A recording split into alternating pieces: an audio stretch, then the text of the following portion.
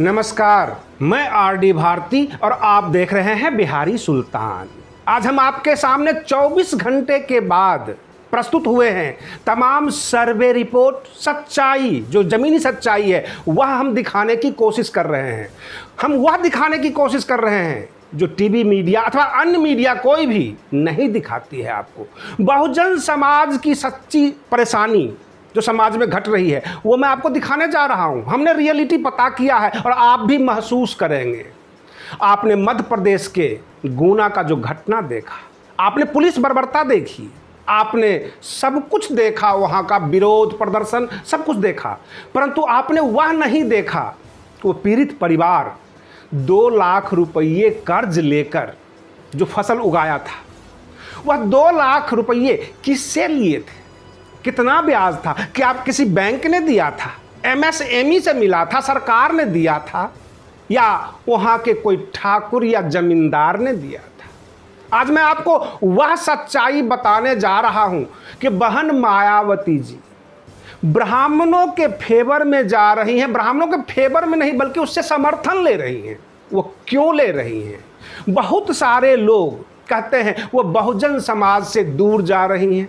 ऐसा नहीं है। बहुजन समाज का अगर फायदा है तो बहन मायावती जी के साथ और उनके भाईचारा कमेटी के साथ मैं आपको बिल्कुल ग्राउंड रियलिटी दिखाने जा रहा हूं, बिल्कुल सच्चाई। अगर आप गांव से देख रहे हैं तो आप अपने पड़ोस को जरूर झांकिएगा।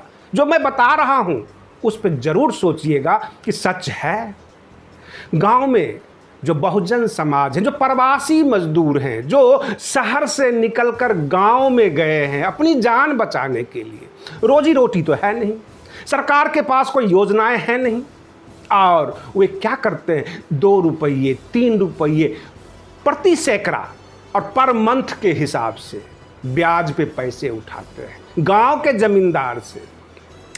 जो ठाकुर परिवार है, ब्राह्मण परिवार है, जो सवर्ण जाति के लोग हैं, दबंग हैं, और ओबीसी में भी जो बड़ी जातियां हैं वो भी जो दबंग हैं, सब के सब इन गरीब मजलूमों को ब्याज के नाम पे शोषण करती है। और आपका जो कर्जदार होगा वो आपकी हाँ में हाँ मिलाएगा ही मिलाएगा, क्योंकि वैचारिक वो गुलाम होता है।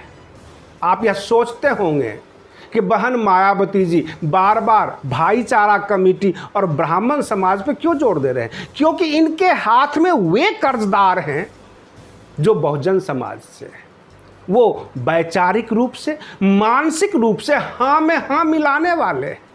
अब प्रश्न यह उठता है, अगर आप भी सर्वे करते होंगे तो पता कीजिएगा, गांव में जागो महादेव और शिव चर्चा में जो महिलाएं इकट्ठी होती है, मैंने जो सर्वे किया उसमें 90% ओबीसी बहुजन समाज की महिलाएं हैं।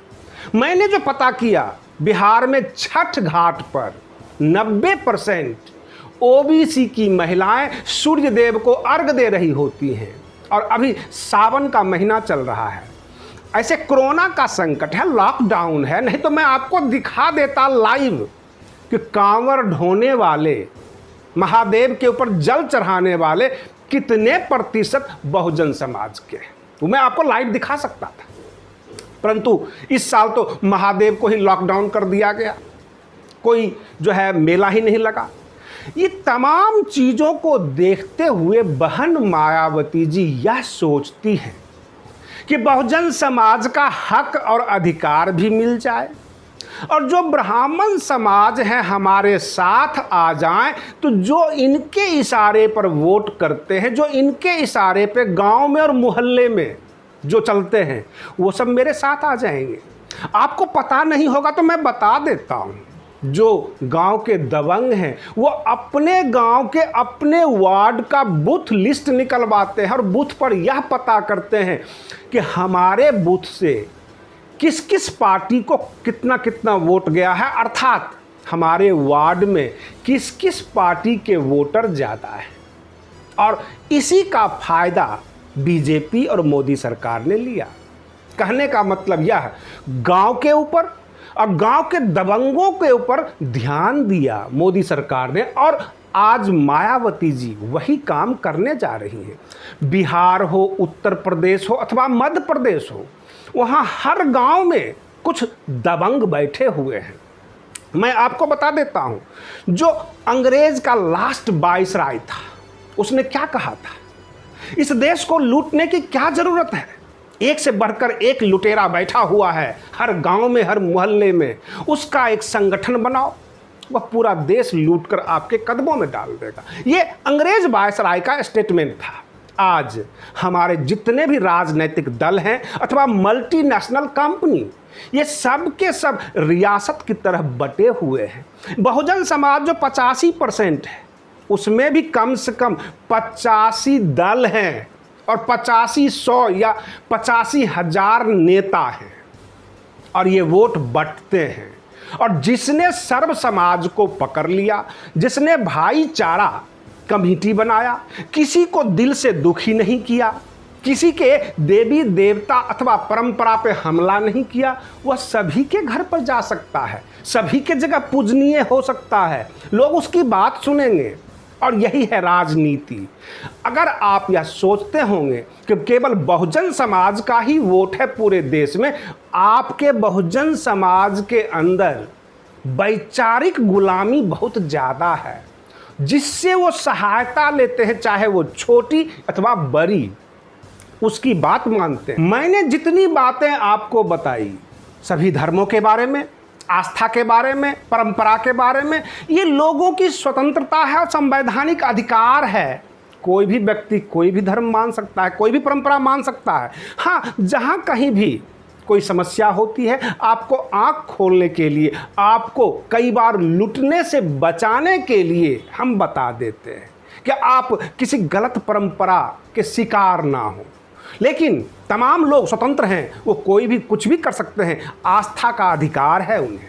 अब रही बात ये, हमारा बहुजन समाज को शिक्षा की ज़रूरत है, जागरूकता की ज़रूरत है, और यह जागरूकता तब आएगी जब उसे अधिकार मिलेगा, उसको एक आर्थिक पूंजी मिलेगी जिससे वो अपना काम कर सके। आपकी बैंकिंग व्यवस्था बहुजन समाज को कभी सहायता नहीं पहुंचाती। अगर बैंक इतना ही ठीक होता, सरकार अगर इतना ही ठीक होता, ये 2 रुपये 4 रुपये महीने ब्याज पर पैसे क्यों उठाते, गांव के दबंगों के सामने हाथ क्यों फैलाते, क्यों जोड़ते? ये सच्चाई है और हमने देखा है। ये कहीं न कहीं से उनका ज़मीन जोतते हैं, उनसे पैसे लेते हैं। कई बार तो ये प्रवासी श्रमिक जब प्रदेश चले जाते हैं तो अपने परिवार को भी उनके सहारे छोड़ देते हैं कि उनके ज़मीन में ये काम करेंगे और ये प्रदेश से कमा कर लाएंगे। और जो पिछले 6 महीने पहले जो इन्होंने कर्ज लिया था, जब बाहर से कमा कर आएंगे तो कर्ज उतारेंगे। ऐसा हमने पाया है। हम 2-4 लोग जो है फेसबुक पर या सोशल मीडिया पे या कहीं भी, हम 2-4 ही हैं जो ये विरोध कर पाते हैं। पूरा देश 135 करोड़ की जब आप गणना देखते हैं, जब समाज में जाते हैं, सच्चाई कुछ और नज़र आती है। लोगों की जो परेशानी हम देखते हैं कुछ और ही नज़र आती है। और ये सारी खबरें बहन मायावती जी को अथवा किसी भी दल के राष्ट्रीय अध्यक्ष को जाता है और वो सोचते हैं कि इस समाज की समस्या को दूर करने का आखिर उपाय क्या है। एक ही रास्ता बनता है, भाईचारा कमेटी बनाओ, जिसका जो अधिकार है उसको अधिकार दिलाया जाए, बहुजन समाज अपने अधिकार से वंचित ना हो, और जो ब्राह्मण समाज है उसके आस्था पर ठेस नहीं पहुंची। और यही हमारे संविधान की खूबसूरती भी है। बाबा साहेब ने सबके लिए संविधान लिखा था। ऐसा नहीं कि उन्होंने कोई कटु वचन बोला हो, कभी किसी प्रकार किसी को जो है वैचारिक हमले किए हो। उनको पसंद नहीं आया कि हिंदू धर्म में परंपरा है, बहुत सारी चीज़ें हैं, सारे धर्मों को देखने के बाद लास्ट में उन्होंने बौद्ध को स्वीकार कर लिया। ये उनका अपना अधिकार था एक भारतीय नागरिक के रूप में। आपका भी एक अपना अधिकार है, आप कुछ भी कर सकते हैं, परंतु राजनैतिक सशक्तिकरण के लिए बहुजन समाज के लोगों को भाईचारा के साथ चलना पड़ेगा।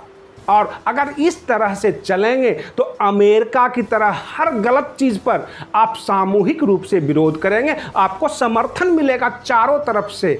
अगर 1-2 जाति 4-6 जातियों में बंटकर रह जाएंगे तो आप हल्के होते हैं, आपका राष्ट्रवाद छोटा होता है, आप मुट्ठी भर हो जाते हैं। जगह जगह पे मौका परस्त बैठे हुए हैं और इस मौके का फायदा उठाते हैं। दल बदलने में उनको थोड़ी भी देर नहीं लगती। जनता क्या करे?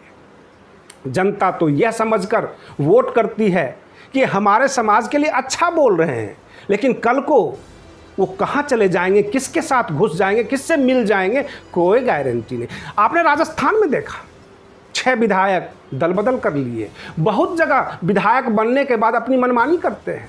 अब समाज का इसमें क्या कसूर है? समाज ने तो वोट दिया। इसलिए अच्छा यही है कि भाईचारा कमेटी और सभी को जोड़कर चला जाए। आपका आकार बड़ा होगा, आपका समाज बड़ा होगा और किसी प्रकार के आपके बारे में कोई गलत नहीं सोचेगा। ये गलत लोग नहीं हैं, ये मानवतावादी हैं। और इस तरह से बहुजन समाज पार्टी एक राष्ट्रीय पार्टी, एक मानवतावादी पार्टी बन चुकी है। एक अलग पहचान है। लोग कट्टर इसके विरोधी नहीं हैं। बहुजन समाज के वोट को काटने के लिए जातिगत हमले कर कर के इनके ऊपर जो है केवल हमले किए जाते हैं, इनका वोट काटने के लिए। समाज इनका विरोधी नहीं है, ये हमने पाया है। आप बने रहिए बिहारी सुल्तान चैनल के साथ। बिल्कुल गांव की सच्चाई हम आपको दिखाते रहेंगे। तब तक के लिए धन्यवाद। जय भीम, जय भारत।